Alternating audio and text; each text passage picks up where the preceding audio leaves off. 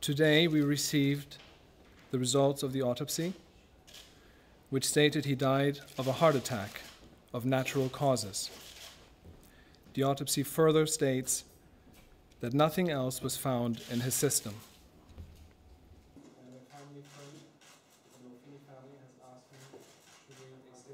The body has, of course, now the autopsy has been concluded, the body has been turned over to the funeral director, who will be performing whatever he does to embalm the body.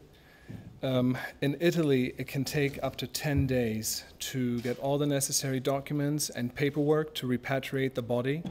We are looking forward to working with the Italian government, the officials, to shorten that process. It looks like they are doing everything on their end, which is wonderful, so that we can get Jim's body back sooner. And once we have the clearance, we will put him on a flight to America. We expect that to be Wednesday, maybe Thursday, but we will keep you informed. A loving father of children, and a brother and cousin you could always come. We hope that it will be on Thursday, Friday, latest Saturday. Again, this is up to the Italian authorities to decide how quickly we can. Yeah, in New York, yeah.